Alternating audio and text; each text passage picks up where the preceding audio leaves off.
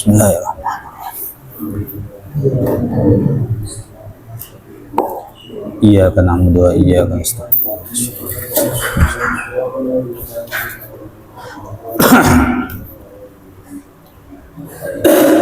Bismillahirrahmanirrahim. Alhamdulillahi rabbil alamin, nahmaduhu wa nasta'inu bihi wa nastahdihi wa nastaghfiruh. Wa na'udzu billahi min syururi anfusina wa sayyiati a'malina. May yahdihillahu fala mudilla lahu wa may yudlil fala hadiya lahu. Asyhadu an la ilaha illallah wahdahu la syarika lahu wa asyhadu anna Muhammadan 'abduhu wa rasuluhu la nabiyya ba'dahu. Allahumma salli wa sallim wa barik ala sayyidina wa maulana Muhammadin wa ala alihi wa ashabihi ajma'in, amma ba'd. Al-muqaddimah. Subhanaka la ilma lana illa ma 'allamtana innaka antal alimul hakim. Maha suci Engkau. La ilma lana, kami tidak mempunyai ilmu sedikit pun, illa ma'allamtana, kecuali dari apa yang telah Engkau ajarkan kepada kami. Innaka antal alimul hakim. Sesungguhnya Engkau adalah zat yang maha mengetahui dan zat yang maha bijaksana. Bismillahirrahmanirrahim. Kita mulai pengajian ini dengan menyebut nama Allah yang maha pengasih, penyayang, pemurah, pengampun. Kita bacakan dulu ya mukadimahnya. Setelah bacakan mukadimahnya, lalu baru ke pasal yang pertama. Alhamdulillahil qahiri bil uluhiyah, adz-dzahiri bil ahadi was samadiyah, al-fatiri lil bariyati bimadahir rahmaniyati war rahmutiyah, alladzi ja'ala naw'al insani sirral qadiyah wa habba baqa'ah wa nadabahu ila sabibihi wa huwa tanaquhu waz zawjiyah wa rakkaba fi zawjaini da'iyat asy-syahwati al-jaliyati wal khafiyah wastamarrat tawalludu wa tanasulu bihikamin wa asrarin fi tadriji atwarid la tudrikuha al-afkarun nadhariyah. Wa asyhadu an la ilaha illallah wahdahu la syarika lahu fil dzati was sifati wal sifati wal af'alil 'aliyah. Syahadatan takunu 'uddatan liqa'ihi dzakhiratan wa baqiyah. Wal ahwali mawaqifil akhirati taqiyah. Wa asyhadu anna sayyidina Muhammadan 'abduhu wa rasuluhu al-awwalu fil arwahin nuraniyah wal akhiru fil ashbahil bashariyah. Sallallahu wasallam alaihi wa ala alihi wa ashabihi udulil wilayah wa syuhudil hadratil wahidiyah wa ala tabi'ihim al-mutalaqqina anhum a'ba'ad din bi ijabil azaimi wa qabulil himamil 'aliyah.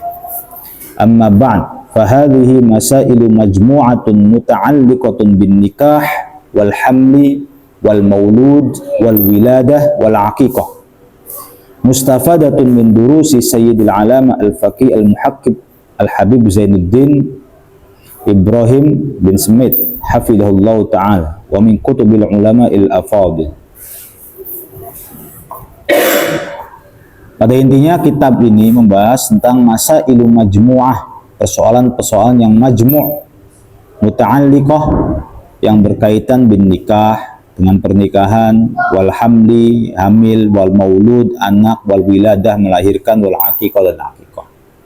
Yantafi'u biha insyaallah ta'ala al-mutasawwiru li ma'aniha fiha, la siyama man arada ay yaqduma ala 'aqdin nikah li ajli ay yakuna ala basyiratin 'ala al-'amal alladhi yuridu ay ya'malah wa ma yatarattabu 'alayhi min niyyatin shalihatin 'inda iradati asy-syuru'i fi nikah wa adabil wiqa' wa kaifiyatil ghusli minal janabah wa ahkamil haid wan nifas wa ma yutlabu minal a'mali li sur'atil hamli wa fi muddatil hamli wa 'indal wiladah wa kadza ma yutlabu lil maulud waqtal wiladah wal 'aqiqah wal khitan wa tarbiyatil aulad wat talaq wa ma yata'allaqu bih, lianna dzalika kullaha qad athbataha Allah ta'ala fi kitabihil aziz wa tasaffarat adillatus sunnatil mutahharati ala bayani mujmaliha wa tafsiliha dukhulan tahta qawlih may yuridillahu bi khaira yufaqihu fid din.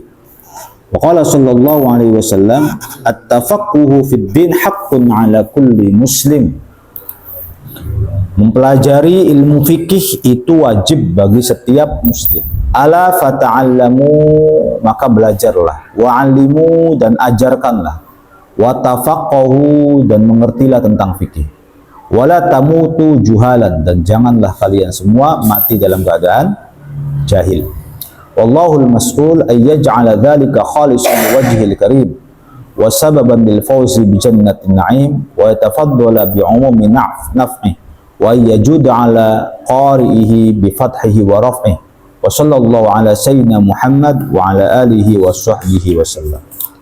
Al-faslul awal, fasal yang pertama fi bayani ahkam nikah, menerangkan tentang penjelasan hukum-hukum nikah. Ta'rifun nikah, sekarang definisi nikah terlebih dahulu. An-nikahu lughatan, nikah secara bahasa adalah ad-dhammu wal wat'u, mengumpulkan dan bersetubuh. Ingat-ingat ya. Nikah kalau bahasa kamus atau etimologi, kalau bahasa ya, lughatan menurut bahasa, apa artinya nakahayan kihu? Ya dhamma ya dum, artinya mengumpulkan. Jadi nikah itu artinya mengumpulkan, dan al-wat'u punya arti persetubuhan. Dua ini, nikah itu punya artinya mengumpulkan dan persetubuhan. Wasummiyan nikah nikahan, nikah dinamakan nikah gitu. Itu lima fihi min dhammi ahadiz zawjaini ilal akhar, disebabkan karena penggabungan antara dua manusia, yang laki-laki dan yang perempuan. Oke, itu menurut bahasa. Wa syara'an, nah, secara syariat, aqdun, akad, yatadammanu, yang mencakup ibahata wat'in, diperbolehkannya persetubuhan, bilafzi nikahin, dengan lafad nikah, au tazwijin, atau menikahkan, au tarjamatihi, atau terjemahannya. Jadi kalau misalnya nikah pakai bahasa Jawa boleh, tidak boleh. Nikah pakai bahasa Sunda boleh nggak? Nih boleh. Akad teman. Dia namanya nikah itu secara syariat aqdun yatadammanu ibahatal wat'i bilafdi nikah. Akad yang di dalam akad ini mencakup diperbolehkannya persetubuhan dengan tiga lafaz. Pertama dengan lafaz angkahtuka, ada kan? Nikah. Yang kedua dengan lafaz zawwajtuka, gitu. Atau yang ketiga dengan terjemahannya, aku nikahkan dan aku kawinkan. Nah, sebenarnya aku kawinkan saja boleh, aku nikahkan saja boleh, terserah. Dua-duanya nggak apa-apa, afdol. Tapi misalnya ada aku nikahkan engkau dengan Siti Aisyah, dengan mas kawin Aisyah, anakku, anak putriku, aslinya begitu ya, dengan mas kawin 1 kilogram emas misalnya, dibayar tunai. Lalu sang suami mengatakan saya terima. Paham nggak? Kenapa bukan perempuan yang saya terima? Kenapa harus laki-laki yang saya terima? Gimana toh? Ya, kita kan melempar yang tadinya ke bapak kemudian ke laki-laki lain. Berarti sebenarnya yang melamar, yang mengkhitbah, yang menginginkan nikah itu siapa? Laki-laki atau perempuan? Laki-laki yang menerima. Ini bahasa-bahasa umpat demenan gini. Laki-laki yang dia mengatakan cinta kepada perempuan, lalu perempuan biasa saya terima gitu, iya kan? Kalau seperti ini, maka nanti kesannya adalah perempuan yang meminang laki-laki dan laki-laki yang saya terima. Ya gak? Berarti kan perempuan yang ngajuin permintaan nikah? Ya, bukan. Jangan pernah menyamakan antara syariat dengan pacaran budaya kita.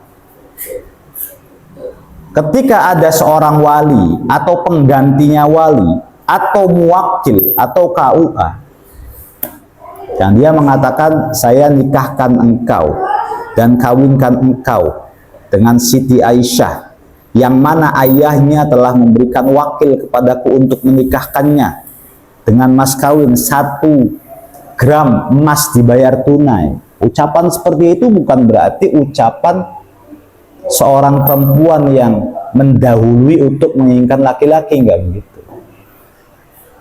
Tapi diawali dengan khitbah terlebih dahulu, makanya, atau diawali dengan sebuah pernyataan dulu dari seorang laki-laki ketika mampir ke rumah seorang perempuan. Pak, saya itu suka dengan anaknya Bapak.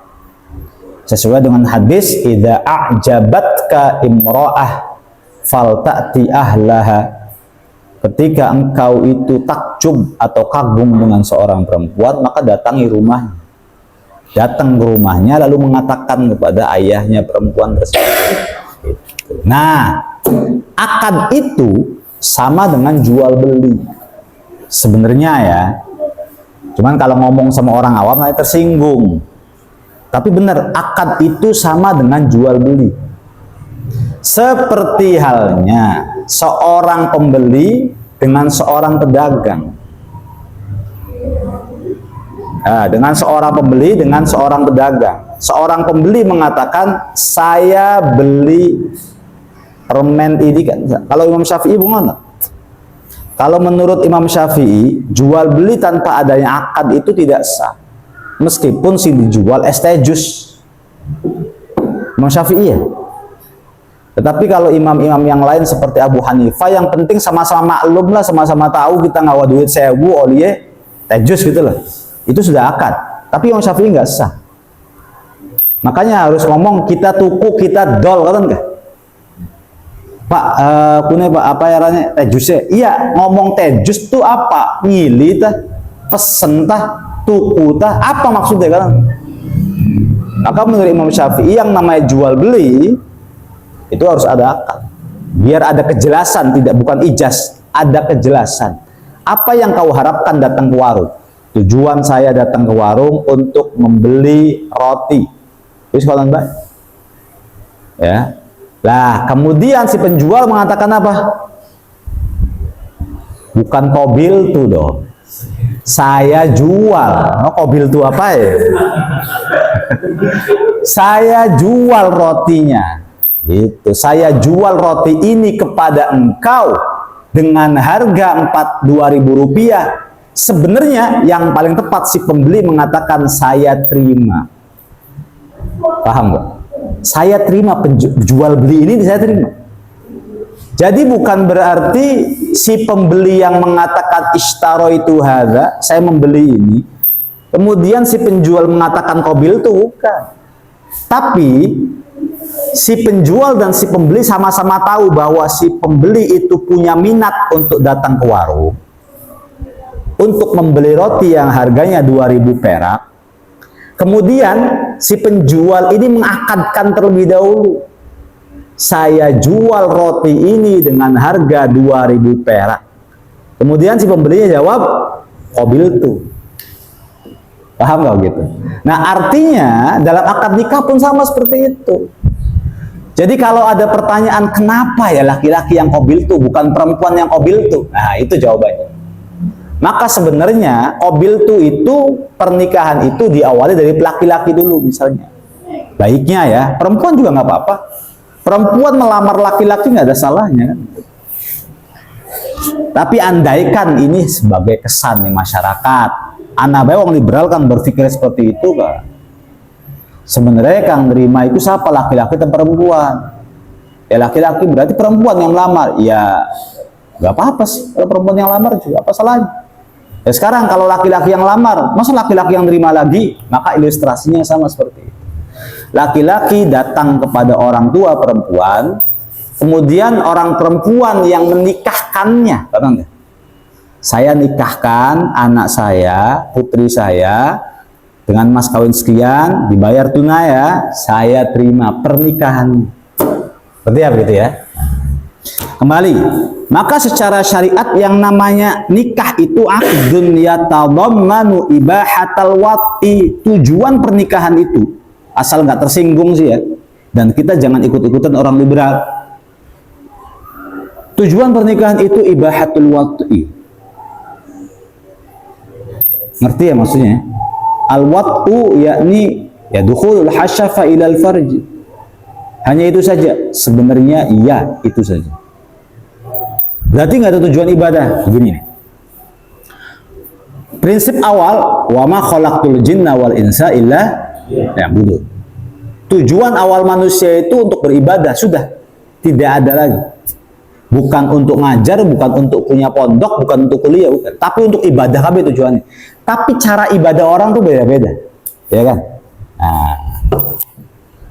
Kemudian setelah kita mengetahui tentang prinsip atau fitrahnya jin dan manusia, ternyata jin dan manusia itu punya hawa nafsu. Nah, hawa nafsu itu pengen mangan, pengen turu, biologis tuh ada. Iya kan, makanya kalau belajar biologis tuh ada. Makan itu kaitan dengan biologis. Tidur itu kaitan dengan biologis. Nah, begitu juga berhubungan badan. Itu kaitan dengan biologis. Allah tidak melarang kalian tidur. Allah tidak melarang kita itu makan. Makan. Kulu washrabu wala tusribu, diperintahkan. Tidur, wa ja'alnal laila libasa. Nah, hanya saja manusia ada yang memilih dua opsi. Ada hawa nafsu yang sudah saya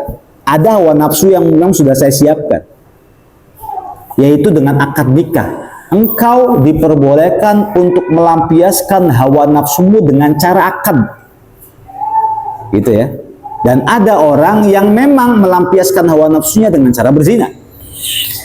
Baik, kita ke restoran itu sebenarnya karena nafsu apa karena lapar? Kalau misalnya lapar nih umumnya banget warung sebenarnya sih. Cuman lamun yang restoran dipastikan umumnya itu karena hawa nafsu. Boleh tidak? Boleh. Asal tuku itu nafsunya. Paham ya? Tapi lamun nyolong dan malak itu yang boleh. Jadi orang-orang liberal menganggap bahwa Islam itu enggak, emang pernikahan itu disyariat. Apa tujuan pernikahan itu? Tujuannya agar nafsu kita tersalurkan syahwatnya. Dengan nafsu kita tersalurkan syahwatnya ini, maka ibadah kita akan tenang. Nah, karena itu sebenarnya yang paling baik menikah itu di usia muda. Tapi di usia muda, wong durung pada duit pegawai, wong durung pada usaha. Nah, karena makanya dibalik lagi, dalam Islam itu anak-anak kecil udah dididik untuk dagang. Anak yang umur 10 tahun, 11 tahun, 12 tahun itu sudah dididik dagang. Nah, sahabat-sahabat Rasulullah SAW 17 tahun sudah menjadi panglima perang.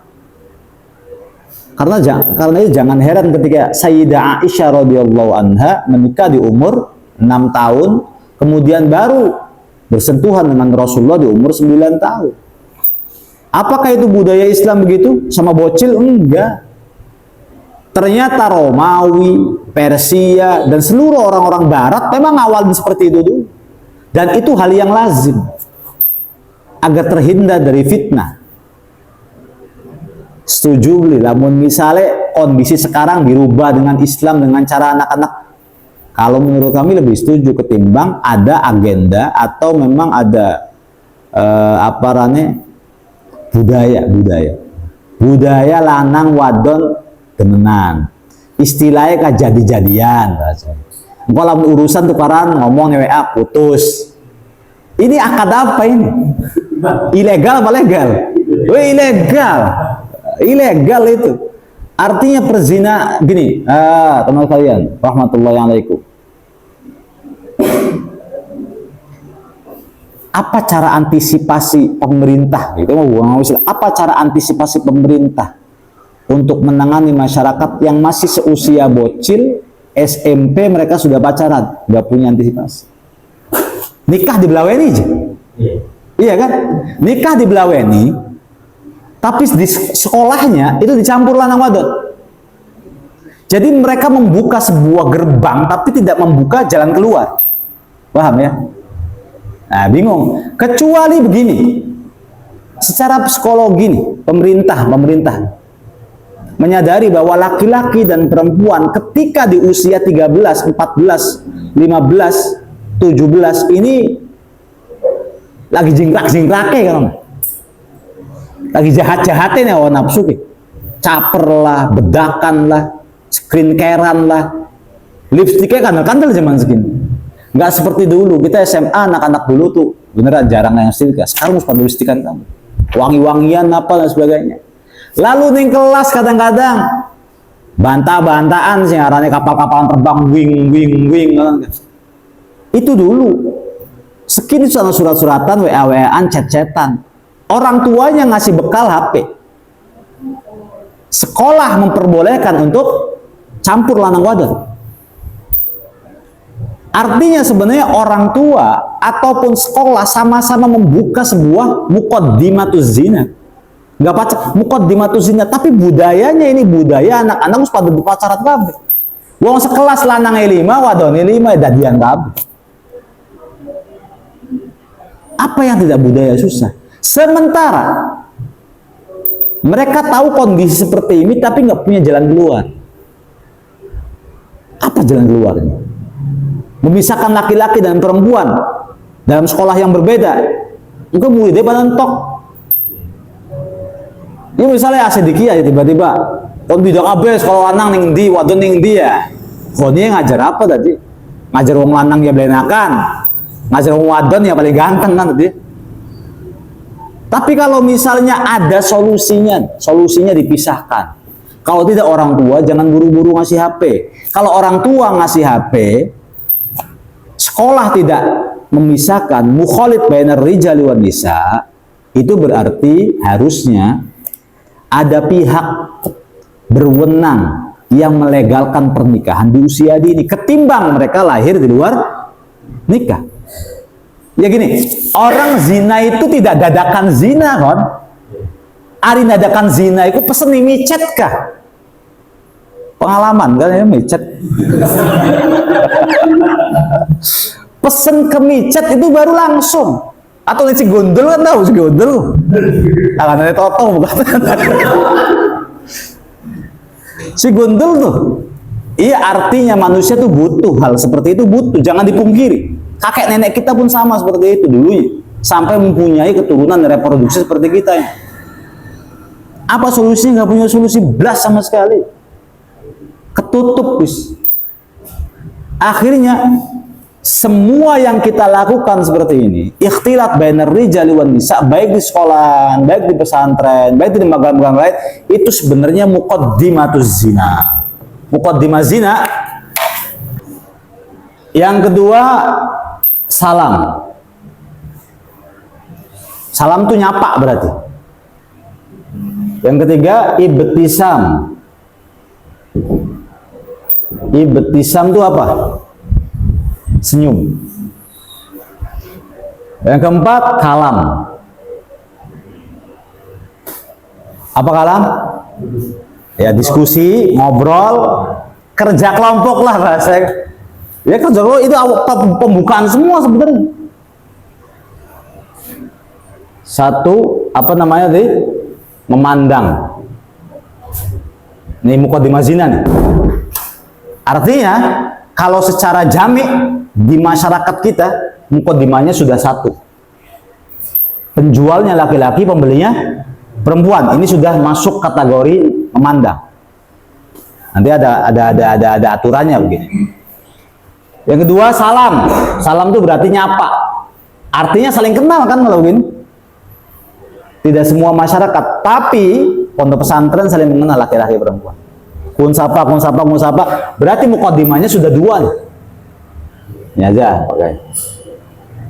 Yang ketiga apa? Ibtisam. Ibtisam tuh senyum atau guyon. Ya, ini mukadimah ketiga.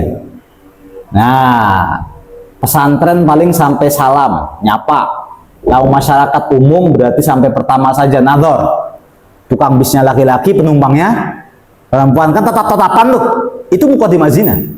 Tapi jangan keamblas sini maksudnya. Kalau hanya tatap-tatapan mungkin lamun tesan ngedip kemudian dalam maningkan wis manjingnya dosa ya, maksiat ya gitu. Tapi menatap lawan jenis itu termasuk muqaddimatuz zina. Kalau menadhar itu sudah sistem kita, bukan sistem Islam. Di masyarakat, di sekolahan, di perkuliahan, di tempat kerja sudah masuk semua ya. Nah, kalau salam berarti paling sekolahan, pesantren, tempat kerja, guru-guru misalnya. Kenapa? Karena saling kenal. Lah kalau guyon ibtisam ini laki-laki dan perempuan, misal satu kantor, satu pabrik, nah potensi lagi. Lalu barulah kalam pura-pura ya, nah perlu ngobrol, nakon, ngalor, ngidul, ngetan, mulon. Iya kan? Nah yang kelima janji, wa'dun, janjian. Wes sing keenem semulai gini, khilat, apa namanya, kholwah. Kalau kholwah maka berpotensi untuk zina. Jadi zina itu tahapan paling terakhir. Paham nggak maksudnya ya? Yang ini kita oke lah, ini oke. Ya, kalau bisa tidak. Apalagi negara yang paling selamat salah satunya adalah Yaman. Karena laki-laki perempuan tuh nggak campur. Jadi segala pintu-pintu fitnah yang akan menyebabkan ini bom, ini apa namanya? Sumbu. Ini sumbu dipatahkan dulu dari sini. Kalau kita nggak dibiarin, cek. Kian wis meteng telung bulan nembek geger. Keluarga lanang, keluarga wadon ngamuk-ngamukan. Karena apa? Pembiaran, ini dibiarkan.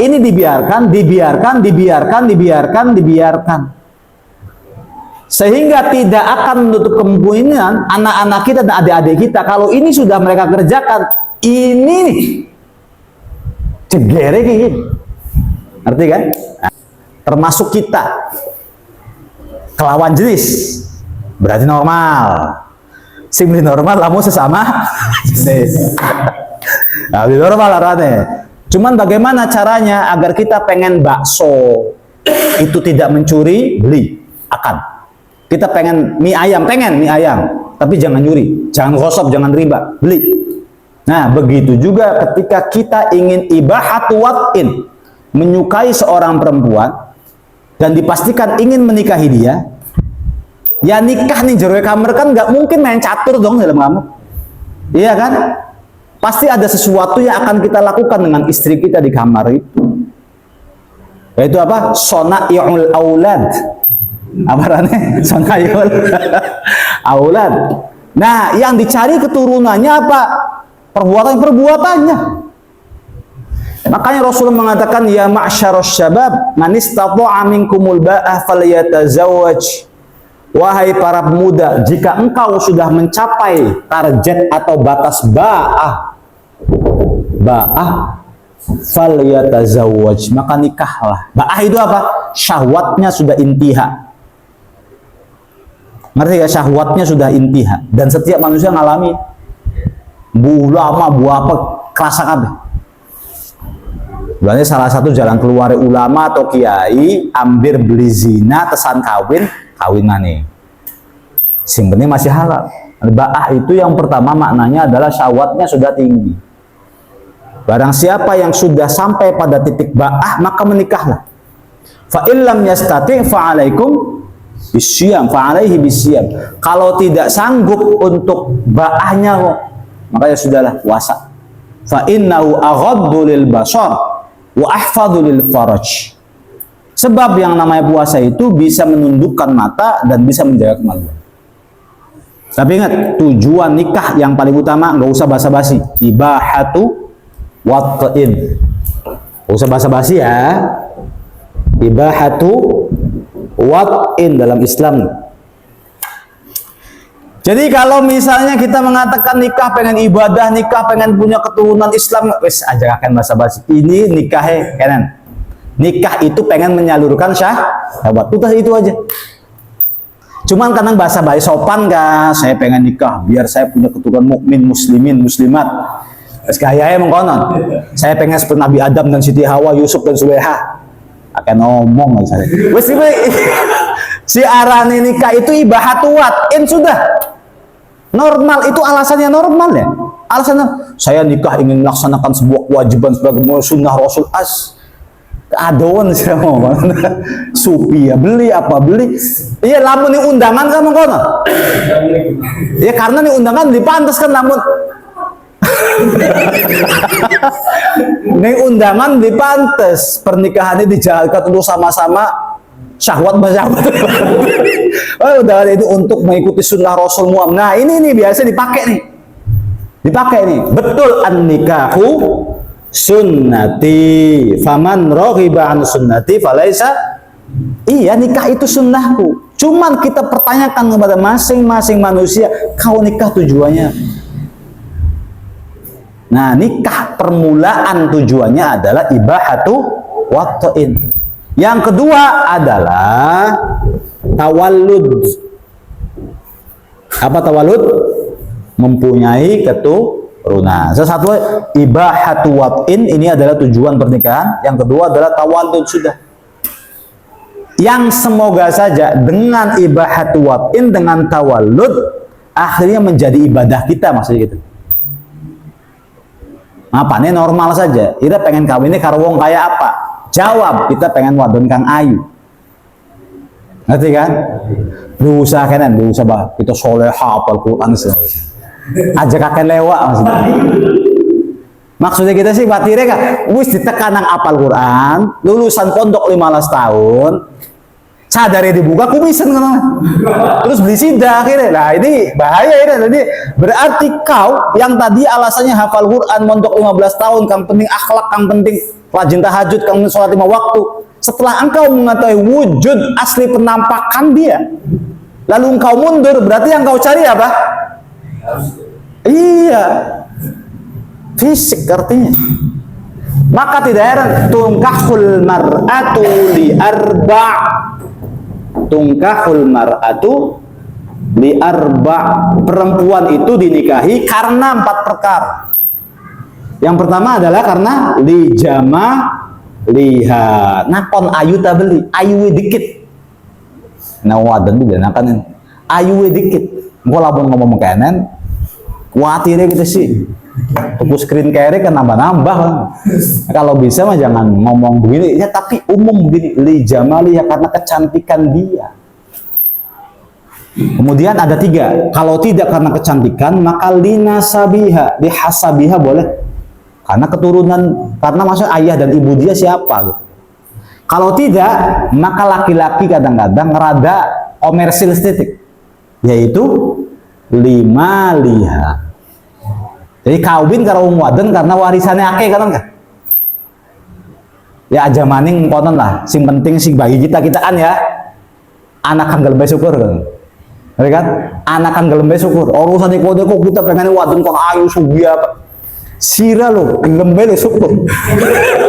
Anak kang gelem bae syukur. Lu usah bunduk-buluk kok. Wong tongkrongan gelem bae syukur. Tapi yang bagus adalah lidiniha, nikah dengan seorang perempuan karena agama. Agama apa dilihat dari akhlak? Susah kalau begitu. Agama itu sholat, puasa, kerudungan. Akhlak itu sesuatu yang batin. Maka saya sampaikan, jangan menilai seseorang dari hati. Nilailah seseorang dari karakter, boleh. Ini contoh ya, contoh.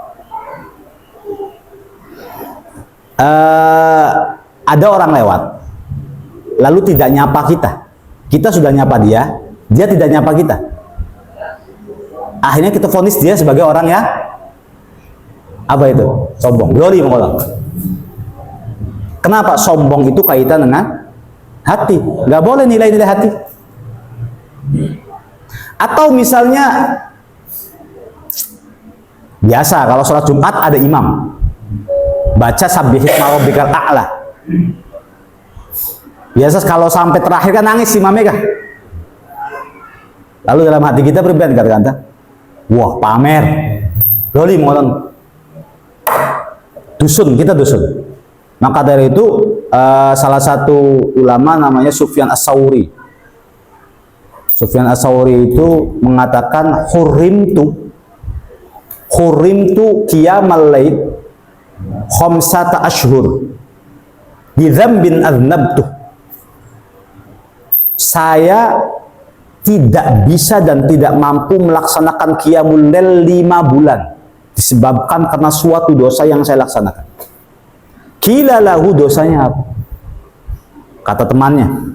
Qala, Sufyan As-Tsauri mengatakan, ra'aitu rajulan yabki fi shalah fakultu fi nafsi wa huwa mura'un.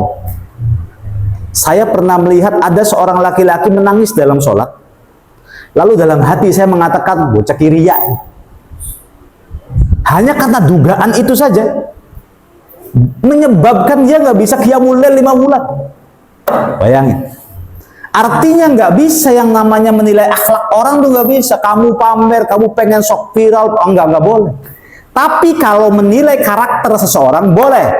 Nggak disiplin. Ada disiplin katon yang mata toh. Paham kan? Artinya janjian jam 8 tekai jam 2 awan. Ya katon kan, katon dan kerasa ira beli disiplin, ngomong kamu nggak disiplin gitu loh, ingkar janji, ya ingkar janji je. Tapi kita nggak boleh mengatakan dia ria, dia sombong, atau kita pun mengatakan dia suudzon, nah dalam perkara akhlak ini yang namanya agama tuh bukan akhlak. Yang namanya agama itu dia bisa melaksanakan syariatnya tidak. Paham maksudnya? Kalian contohnya, apa-apa yang kita nilai di mata itu agama, sudah. Dia berjilbab tidak? Cara berjilbabnya bagaimana? Dia melaksanakan sholat 5 waktu apa tidak? Dia puasa Ramadan tidak? Oke, dia belajar agama tidak? Itu agama. Ini namanya pandangan real. Tapi kalau kita sih pengen bilang muatan tuh bilang akhlake. Sok pengen meruseng di akhlake. Apakah akhlak itu sopan santun? Bukan. Maling dan penipu itu pun bisa sopan santun, ya kan? Sahabat malam Bapak, saya dari Telkomsel. Iya bisa kan? Iya halus-halus, penjahat-penjahat, preman-preman. Kalau masalah ngomong halus, sopan santun beda lagi dengan akhlak. Ngerti ya? Kalau sopan santun itu adab. Adab itu ada adab tidur, ada adab makan, ada adab sholat, ada adab wudhu, ada adab bersiwak, ada adab bersetubuh, ada adab berbicara, gitu loh. Berarti kalau orang sopan santun itu adabnya bagus, tapi ini bicara, tapi akhlaknya belum tentu. Karena akhlak kan bisa ditebak, urusannya karo hati. Akhlaknya kan sombong tak beli akhlak, tukang pamer tak beli akhlak. Pengen diagungkan atau tidak, akhlak itu kaitan dengan akhlak. Jadi lamun kita sih pengen kawin karo muadengku, pengen bilang akhlaknya dikit, salah, nggak bisa. Kau tidak akan mampu untuk melihat hati seseorang. La tastati' an tara'una qalba mri'in. Kau tidak akan mampu untuk bisa menebak hati seseorang. Jadi lamun ana wong kah, udeng-udengnya dhuwur, lalu mau jubah, sorbannya kandel dilapisi pitu, terus ngomongnya, boleh kita nebak hati sih, iku dajjal kerolas, nggak mungkin ada orang seperti itu, ya. Jadi tidak akan mungkin ada seorang yang mampu menebak hati orang lain, itu nggak mungkin, pasti itu nggak mungkin. Kalau iya, pasti dia adalah seorang pendusta. Jadi bagaimana tahu karakter dia yang sesungguhnya? Nah, ini ya pertanyaan kan? Bagaimana cara untuk mengetahui karakter dia yang sesungguhnya? Kemarin bahas kan? Apa Ron? Coba. Catatan hilang. Oh belum. Untuk mengetahui karakter calon istri kita tidak dengan cara pacaran. Kalau dengan cara pacaran justru engkau masuk dalam sebuah perangkap kemunafikan. Engkau masuk ke dalam sebuah perangkap topeng. Yang mana engkau selalu dibumbui janji-janji manis dan karakter baik dari dia. Just. Ya wong kan lamun durung memiliki umum. Saya sayang sama ibu, saya hormat sama bapak, saya nggak tega kalau ninggalin ibu awal-awalnya kok umum pun. Jadi yang ditampilkan oleh seorang laki-laki dan perempuan yang belum halal nih, meskipun dia telepon-teleponan setiap malam sampai 7 tahun, sejatinya mereka berdua tidak saling mengenal satu dengan yang lain. Karena yang ditampilkan oleh satu dengan yang lain sama-sama topeng. Ngerti ya? Tapi kan kita pengen tahu karakter seseorang biar bisa nikahin tuh ya dengan cara ta'aruf. Ta'aruf tuh demenan kan maksudnya. Ya salah. Justru dengan demenan kau tidak akan tahu siapa dia. Kalau mau tahu, yang pertama adalah lihat lingkungan. Lingkungan, semuanya di lingkungan. Kalau mau tahu karakter seseorang itu adalah haulaha, ya, yaitu pertama lingkungan rumah, berarti siapa? Keluarga. Yang kedua lingkungan tetangga. Yang ketiga lingkungan pendidikan. Yang keempat lingkungan pergaulan.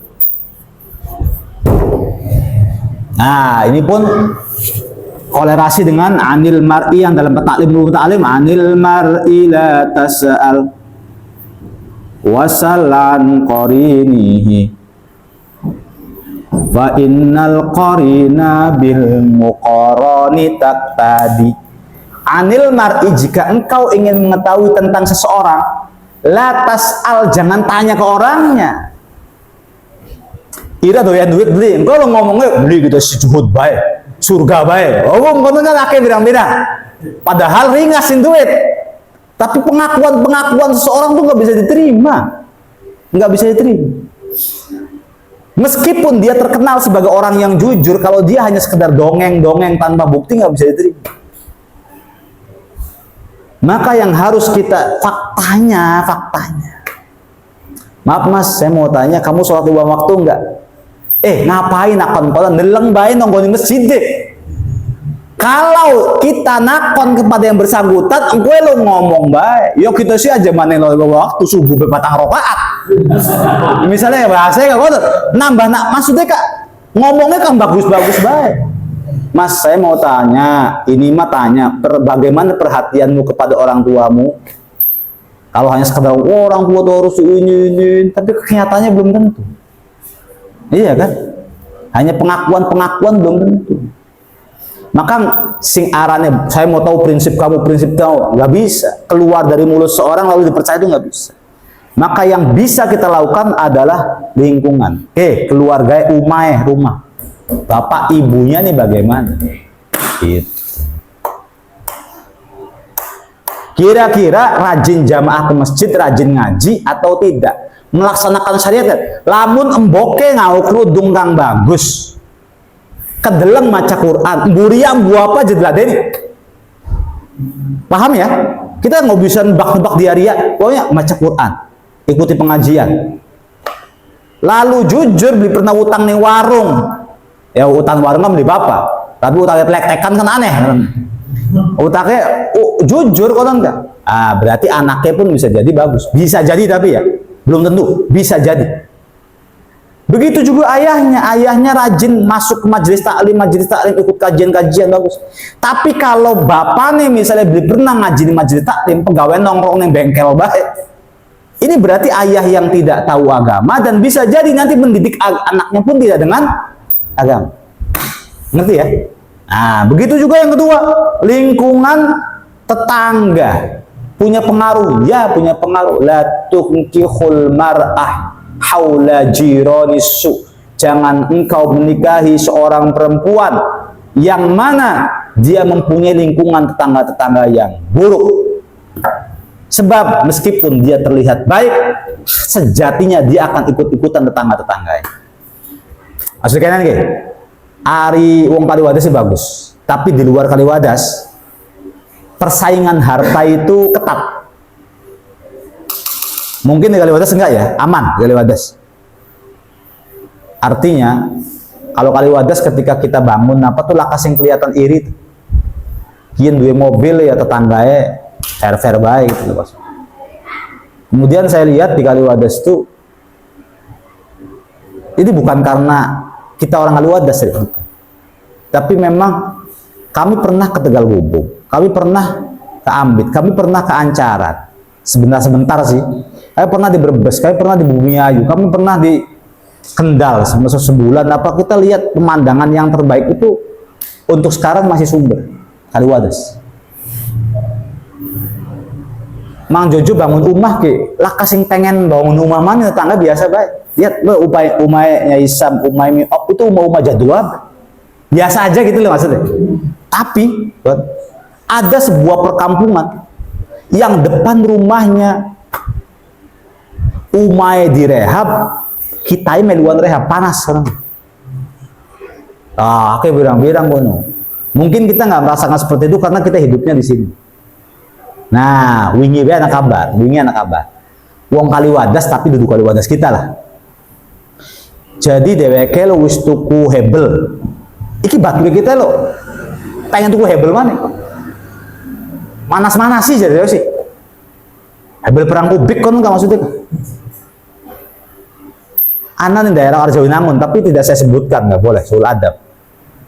Bature nganggo Nmax dheweke tuku Nmax kredit. Aku nyanyi terus.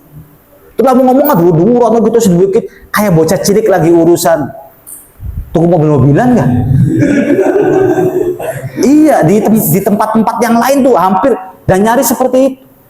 Tetapi kalau di kita di Kaliwadas tuh kayak ya lingkungan tuh adem, tentram. Bukan karena kita wong pesantren di dalam terus atau nggak tahu ya. Ada iri-irian sih ada, tapi volumenya tuh nggak banget teman. Tapi di tempat yang lain, andaikan kita nikahan di gedung ini tetangga Arab kita bisa turu pitung dina pasti. Iki kita jari-jari kita siapa Kang Sugi dihormati, siapa Kang ini lingkungan buruk. Karena lingkungan buruk itu selalu melihat seseorang dari harta bukan dari ilmu dan soleh. Ngerti ya? Nah kalau istri kita berada di rumah seperti ini ya tidak apa-apa, boleh-boleh saja. Tapi nanti kita didik itu mas. Karena dia sudah kejebur dalam sebuah kolam yang salah. Nggak apa-apa ini jelek. Yang penting nanti kita didik. Persoalannya kita mampu tidak mendidik dan merubah seseorang yang sudah dicetak oleh lingkungan rumah, lingkungan orang tua, lingkungan tetangga, lingkungan pendidikan, lingkungan pergaulan. Bisa tidak? Mindset soalnya. Contoh, ini yang paling real saja. Ini lingkungan ya. Ini karena lingkungan ya. Karena lingkungan.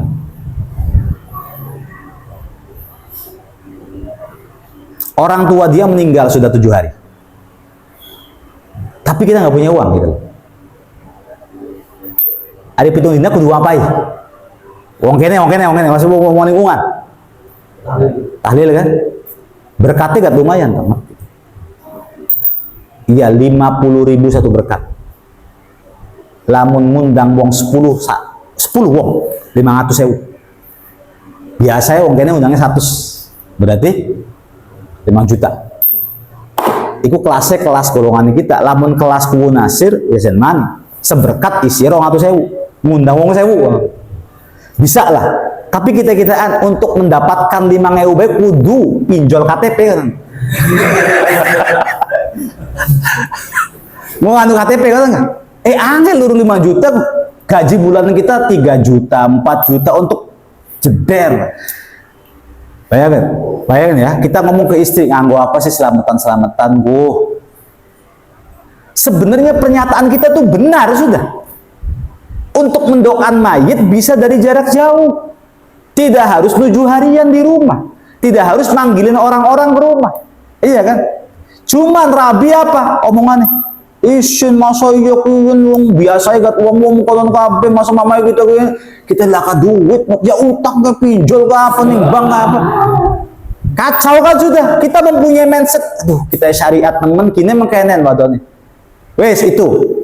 Dikongkon nanggu kudung kang gede ya masa gelem. Angel. Ya kita harus biasa mengkenen. Kamu nerima saya apa adanya enggak nikahin saya tuh? Ya saya cuman pengen kamu tuh nutupin badan. Biar badannya ketutupan sama kerudung, dadanya jangan kelihatan. Ininya jangan kelihatan. Saya rasa us lah yang bapaknya kita bemkonan, boknya kita bemkonan, bibi kita bemkonan, priben sih salah-salah enggak? Angel kan? Itu bentuk daripada lingkungan. Wes lingkungan seneng ngomongin wong, dheweke pasti seneng wong umum. Sehingga kalau menilai seseorang nggak usah langsung ngobrol sama dia, lihat lingkungannya sudah cukup. Lihat lingkungannya, 4 dari segi. 1 lingkungan rumah, kedua lingkungan bertetangga. Lingkungan keluarga, lingkungan tetangga, lingkungan apa namanya? Pendidikan, lingkungan pergaulan. Ari pendidikan tuh berarti sekolah ini di kono nggak maksudnya. Nih SMK Nusantara tening di. Wadirnya perang-perangan deh kan. Ya nih di sekolahnya kak. Ya mindset karena itu mindset. Nah, lalu pergaulan, teman akrabnya tuh siapa? Karena seseorang itu bisa dilihat dari kori ini, dari teman akrab. Kalau ada seseorang yang pendiam, kok batur akrab cuak-wakan, curiga kita. Ya sudah ya, curiga. Nilai jangan, tapi curiga kok bisa mengkenen. Tidaklah 2 orang kemana-mana bersama, kecuali mindsetnya sama. Ngerti kan? Tidaklah 2 orang itu kemana-mana bersama, neng kafe, neng kampus, jajan apa dan mereka nyambung, kecuali mindsetnya sama. Karena nalurinya manusia tidak bisa menerima perbedaan. Khusus umum, nalurinya manusia nggak bisa menerima perbedaan. Pasti mindsetnya itu nyambung kin karo kin, nyalur, telepatinya tuh jalan. Anak-anak pondok, anak-anak baru yang tadinya saling tidak kenal, yang satu suka bola, yang kin dua bola, tapi ada di pojokan kan nih. Ngerti? Si A ada di pojok kanan, si B ada di pojok tapi belakang, dijauhkan saja, tapi dalam satu pondok. Cuman hobinya sama, bola, lengan berong bulan. Engkau susu mengkaitan gini-gini. Engkau susu mengkaitan gini-gini. Coba di mana-mana itu seperti itu terjadi sudah.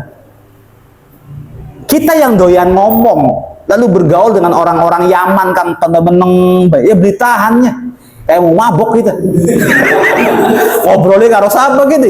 Mainnya benak. Coba bayangin, saya masuk ke 22 universitas yang orang-orangnya taat pada Allah. Siji nangis, somayangnya, siji maca Quran, siji zikir, siji taklim. Barang kita seneng ngobrol, ngopi, ngudut. Beli betah dijamin. Kita akan betah andaikan ada seorang yang punya frekuensi yang sama. Iya kan? Umum sih. Frekuensi yang sama itu penting gitu. Bagi kehidupan kita. Wong demen-demenan si Jie beli gelem demenan, dia akan mencari teman yang suka membicarakan perempuan. Engkau nyambung mendi-mendi. Lamun nyambung dia akrab. Atau orang yang suka belajar bergaul dengan orang yang belajar, pas.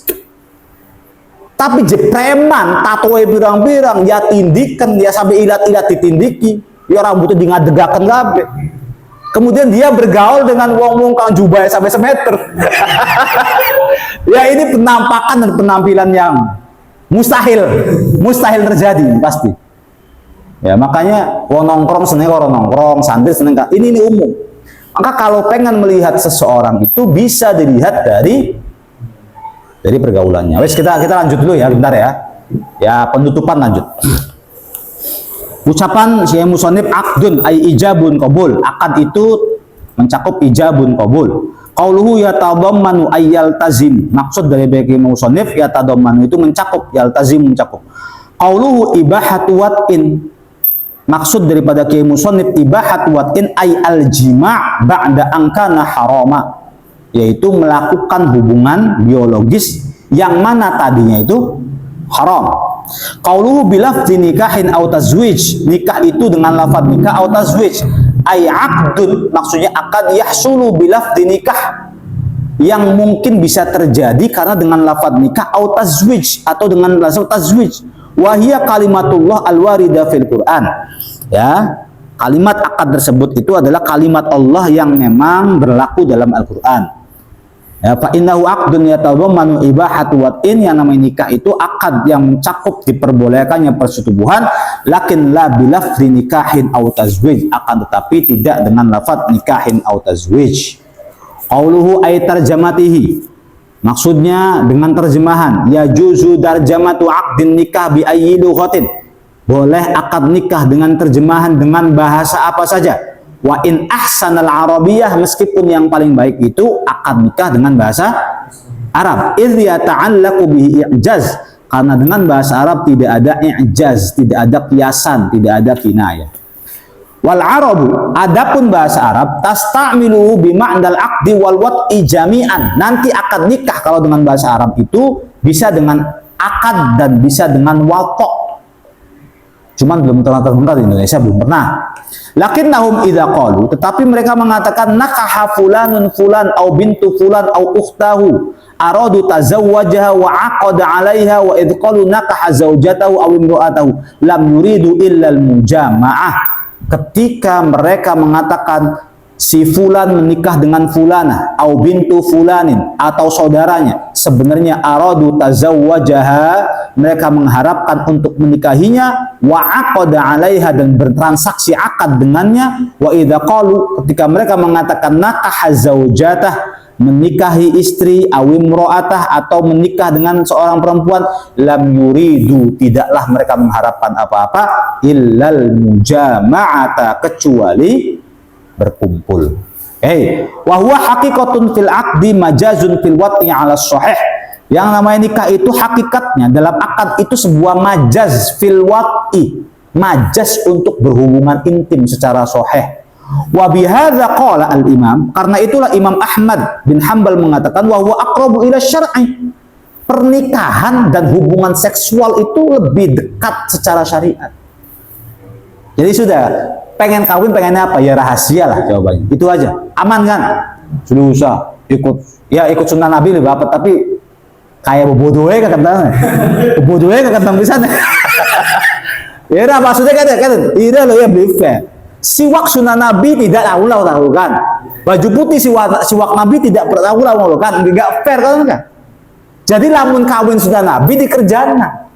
Engkau malam Jumat sunnah Nabi dikerjana. Kuwen be pikirannya ya pusing.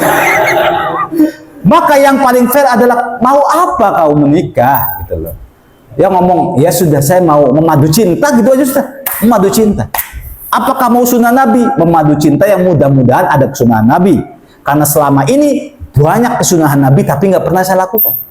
Tiba-tiba anak kawin di atas namakan sunnah Nabi. Apakah sunnah Nabi menurutmu hanya itu saja? Maka wahwa aqrabu ila syar'i, justru yang paling dekat secara syariat maknanya mujamaah. Ya, di anna aktsara warada fil Quran bi ma'nal aqdi. Ya, kebanyakan ya yang paling banyak di dalam Al-Qur'an itu adalah akad. Wa tsani annahu haqiqatun fil wat'i majazun fil aqdi. Tetapi ada juga ini penjelasannya besok saja ya. Bulan depan. Hakikahnya itu fil wat'i, hakikatnya itu boleh sebenarnya mau saya itu setuju dengan dia, tapi majaznya ketika diucapkan itu dalam akad saja. Angkah tuka wa zawwajtuka. Kalau bahasanya wapok tuha, enggak bagus tuh. Misalnya ada seorang ayah mengatakan, wahai Abdul Ghani, saya persilakan engkau menyetubuhi anak perempuan saya. Itu kan, itu boleh-boleh saja. Tapi kita ngomong di mic toai gede. Jadi gue bedakan di tangga-tangga, maka angkah tuka wa zawaj tuka ya. Tapi ya waqala Abu Hamidah wallahu a'lam, wassalamualaikum warahmatullahi wabarakatuh. Waalaikumsalam.